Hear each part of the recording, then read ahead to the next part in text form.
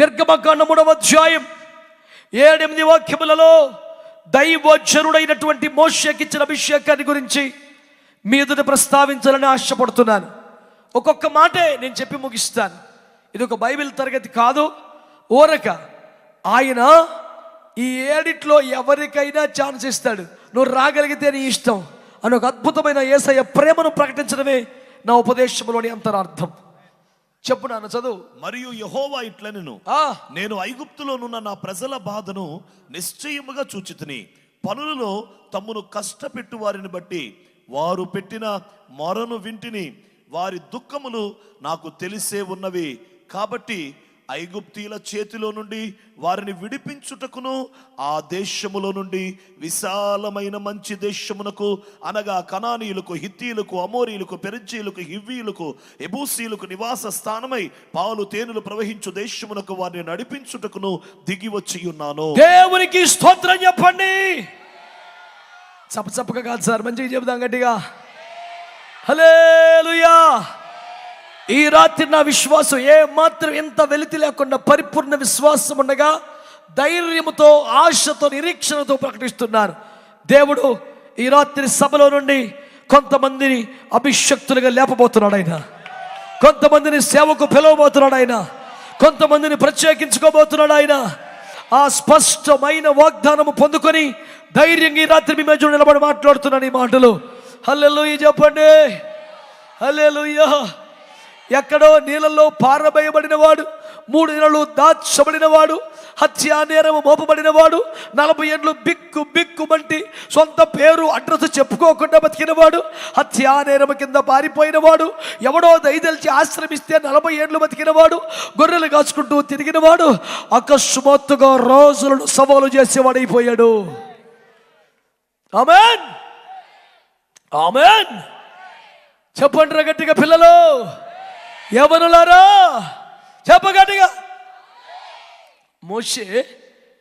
మోషే గొర్రెలు కాస్తున్నాడు కదా 40 ఏళ్ళ పాటు. తమ్ముళ్ళు చెల్లైలు వినండిరా, మోషే జీవితాశయం గొర్రెలు కాయాలని.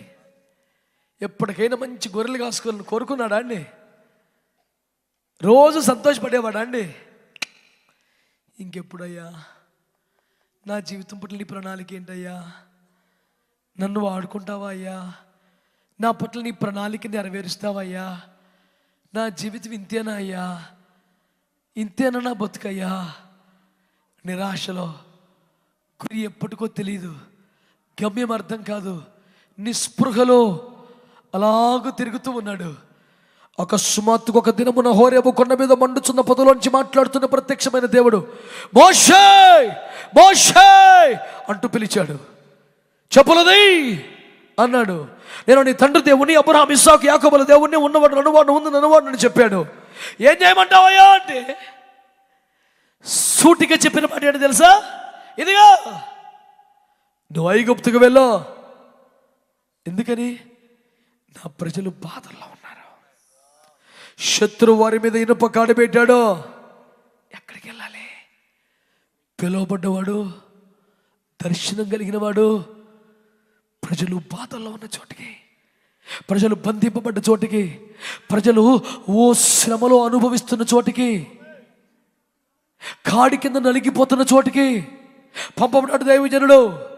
అక్కడికి వెళ్ళి ఏం చెయ్యాలట? ఇదిగో వారికి విమోచన ప్రకటించాలి.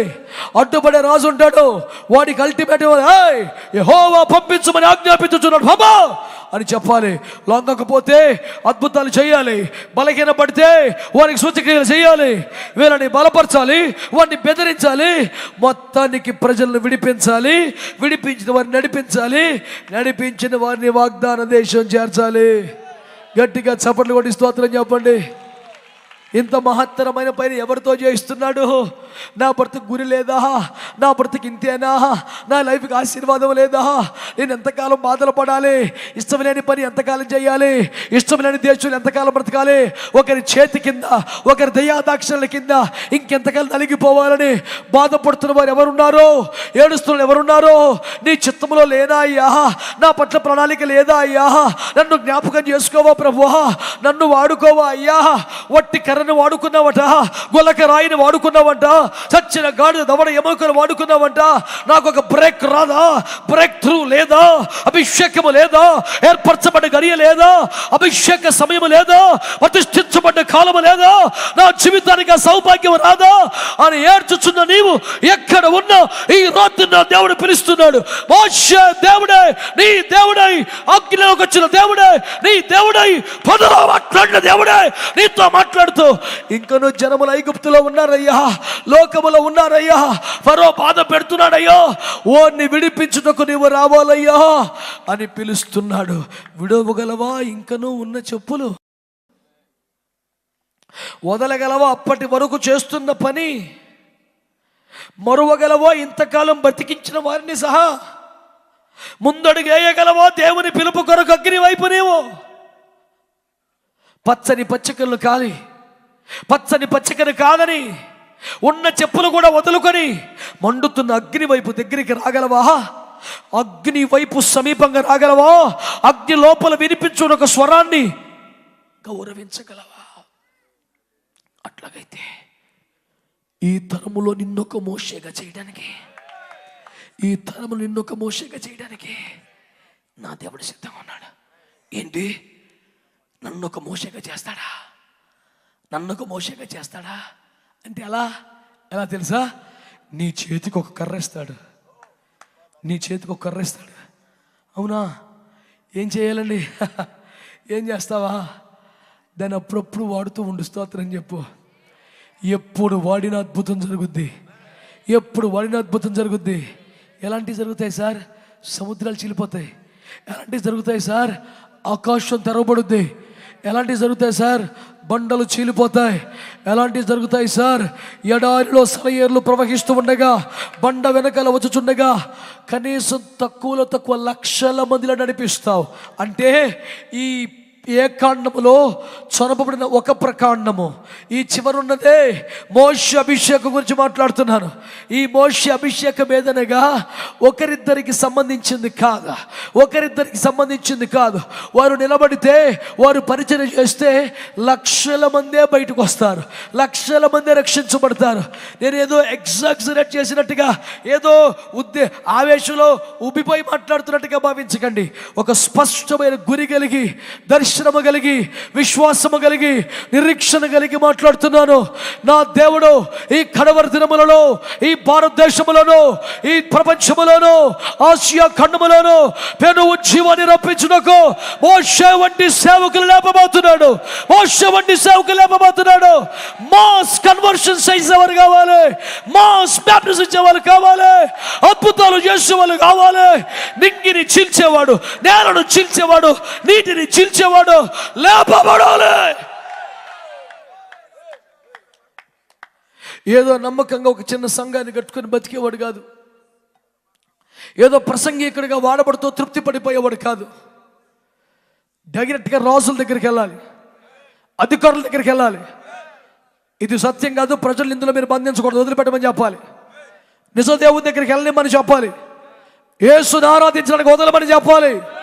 లొంగకపోతే అద్భుతాలు చేయాలి, సూచకీలు చూపాలి. ఇలాగ రాజులతో మాట్లాడేవాడు, ప్రజలు నడిపించేవాడు. ఒక అద్భుతమైన మోషే లేపబడును గాక, మోషే లేపబడును గాక. తమ్ముడు చెల్లెను భయపడదు, నాకంత స్థాయి లేదని కురికిపోవద్దు. మోషే ఏమన్నా ఊడిపడ్డాడు, బాధలు పడ్డాడంతే. నీకంటే ఎక్కువ బాధలు పడ్డాడు, నీకంటే దారుణంగా 100 చోట్లకు మార్చబడ్డాడు. 3 నెలలు ఇంటిలోనే చీకట్లో కుక్కబడ్డాడు, నీళ్ళల్లో పారవేయబడ్డాడు, ప్యాలెస్లోకి చేర్చబడ్డాడు. అబద్ధములతో, మోసంతో పేర్లు మార్పుగా బిక్కుబిక్కుగా బతకబడ్డాడు. ఇష్టం లేని చదువులు నేర్పబడ్డాడు, లేనిపోని స్థానానికి పెంచబడ్డాడు. సత్యమును నేర్చుకున్నాడు, తన ప్రజలను మట్టిలో చూసి రగిలిపోయాడు. వ్యతిరేకంగా లేచి తరమబడ్డాడు, నేరస్తుడిగా ముద్ర వేయబడ్డాడు. ఎక్కడికో పారిపోయి ఉపకార బుద్ధి చూపబడ్డాడు. ఏదోలే జాలితో ఇంట్లో చేర్చుకోబడ్డాడు. పరాయి దేశంలో వ్యక్తులను సంపాదించుకున్నాడు. అస్తము లేని, స్థాయికి తగ్గని, సంబంధం లేని గొర్రెలు గాయాల్సి వచ్చింది. కొండల చుట్టూ చుట్టూ తిరగాల్సి వచ్చింది. ఇదిగో చూడు దేవుని బిడ్డ, అర్థం పర్తలను ఉద్యోగాలు చేస్తూ 100 చోట్లకు మారుతూ 100 అడ్రస్లు మారుతూ కొట్టబడుచున్న దానా, దిక్కులేని వాడా, తరవబడుతున్న వాడా, ఏమో నీవే ఈ తరము మోషే కావచ్చును, నీవే లక్షల మంది రక్షించు సాధనం అవ్వచ్చు, నీవే దేవుని కృప పొందవచ్చు. ఈ రాత్రి నమ్మకమైన నా దేవుడు నిన్ను పేరు పెట్టి పిలుస్తున్నాడు. నిన్నొక ప్రకాండముగా చేర్చి, సమానమైన ప్రమిదగా మార్చి, సమానమైన తైలమును నింపి తనలాంటి సేవ చేయించుకోగలడు.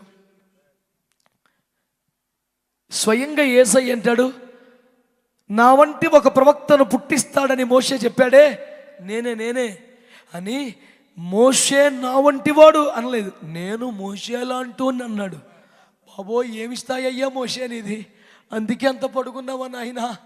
ఈ అభిషేకం ఎంత గొప్పదయ్యా, నీ ప్రవర్తన ఎంత గొప్పదయ్యా, ఎంత మలచబడ్డావయ్యా, ఎంత కాల్చబడ్డావయ్యా.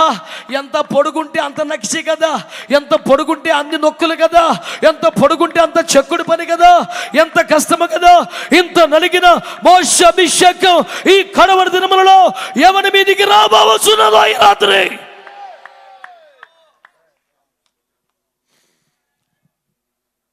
మాణిక్యములనియు మట్టిలో నుండి వచ్చును, వర్షమునకు రాలవవి. నిన్ను పిలుస్తున్నాడు దేవుడు, నిన్ను పిలుస్తున్నాడు దేవుడు. ఈ మాట సూటిగా నీ దగ్గరికి వస్తే నన్నేనా అని అనుమానించుకో. వేరొకడికి చెప్పే మాట నీకెందుకు వస్తుంది?